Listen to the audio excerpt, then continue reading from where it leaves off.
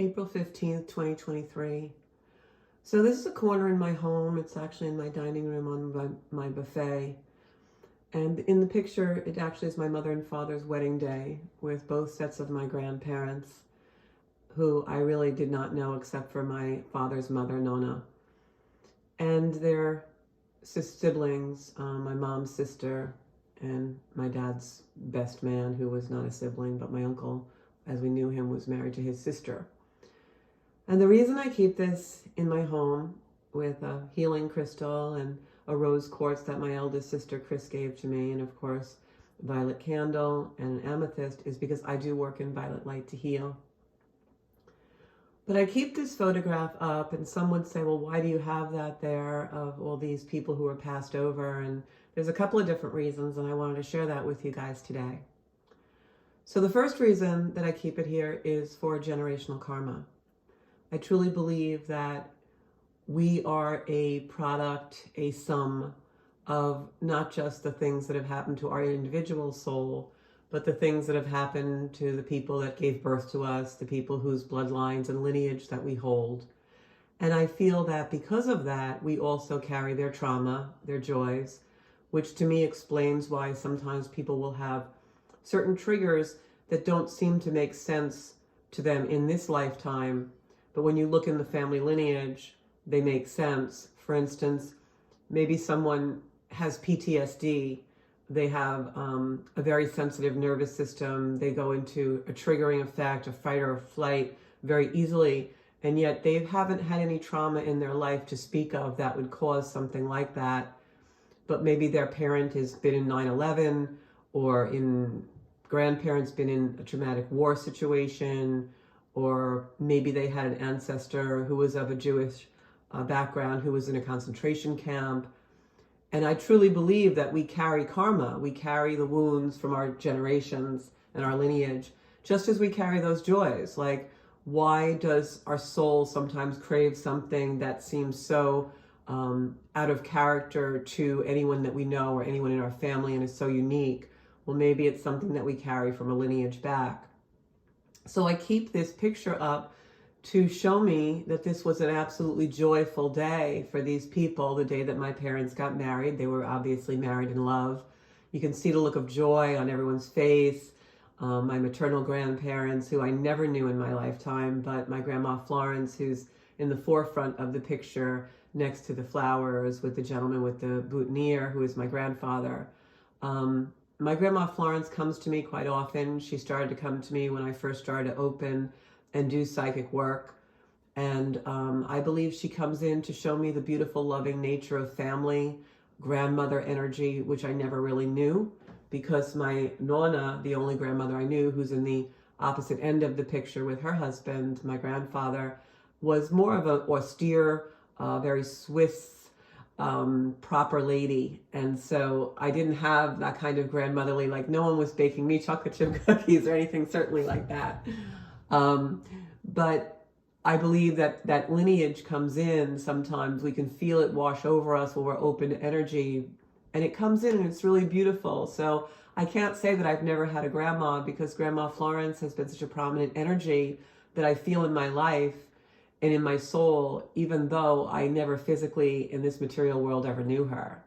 So we can bring in that energy of ancestors and characters that they had and special personality traits if we need nurturing in this lifetime that maybe we didn't really get.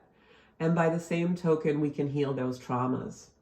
And so in this picture, there's a lot of trauma, generational, and there's also a lot of joy, giving birth to babies and being the first generations to own a home and having children to be the first generation to graduate from colleges, and so many beautiful accomplishments. And yet there was great generational trauma from war, from deprivation, from poverty back in my lineage, and yet also abundance. And there was also abandonment. My father was left with his grandparents to be raised for many, many years of his life and didn't really know his natural parents for a long time. So that created a generational trauma, and he held those traits of abandonment in his life and wounded quite a lot of people. But when we look back in the lineage, we can understand where these wounds come from and that we're all really wounded. And isn't that what the I am presence is about? I am that. I am. I am abandoned. I am someone who could abandon. I am someone who has been robbed. I am a robber. I mean, we all have the ability to be everything. So I keep this picture up for the reason of healing lineage. And I often light a candle when I'm working on my own inner work and looking for my own inner peace, and speak to these lineage of my past loved ones in order to help me heal. Because it's my belief that now that they're on the other side in paradise, in a realm more beautiful than we could ever even imagine, that they have the ability to transmute that energy with me. And so I call on them quite a bit. I call on the joy of this particular day to fill my soul when I'm in need of joy. I call on the wisdom of my ancients and my grandparents and my parents to enlighten me to what I need to know to heal. And it's a really beautiful experience. And I also, as you can see, have a crystal hanging from this. That was actually a crystal gifted to me from my sister, who really doesn't believe in other realms or anything, but she had held on to crystals that were my aunts, who you see next to the bride, my mother in this picture, my Aunt Loretta. And unbeknownst to me, she had sought out spirituality in her dying days. And I never knew that. And she was dead very long time, passed over a very long time. And all of a sudden, my sister, who really is a non-believer, came to me and gave me these beautiful crystals that were my aunt's. So I keep the one that is the clear quartz, which is for messages and understanding, hung over the photo. It actually, you can't see in this video, but has a dolphin wrapped around it, which is absolutely beautiful, because to me, dolphins are the language and the communication of love from other realms. And they also just hold the energy of anything that you feel is impossible being possible, because we don't even understand how they communicate. And they're communicators with each other, and sonar and all of that, telepathy. And then this also is other crystals that my sister had gifted me that were my aunt's, that I never knew existed. I never knew Auntie ever had an affinity for anything that I believe in now. And these are always kept in a pouch on the back of the photograph. So there's a lot of energy here in this corner. And the other reason why I keep this photograph up in my dining room is whenever I do a podcast from home, or I appear on a radio show and I'm doing readings, or I'm doing a reading in my own home, I do feel the energy, especially if my grandmother Florence coming through and acting as guides to me with communications from other realms, because love never dies, it just transforms. So just wanted to share that with you. And, you know, as I said, the beginning of the year, this year is going to be a little more personal in my work. And I hope to share that with you as I make discoveries and make things that become enlightening for me, and practices and rituals that really help me grow my soul worth and heal. And using my past loved ones as an anchor, as a conduit, and as the embodiment of peace, healing, and contentment now that they're in other realms, really has helped me with unexpressed anger, frustration, low self-esteem. We all have at times. It's really helped me a lot with those energies, because I know they're rooting for me from the other side, no matter what happened to me in this material life at any of their, choices.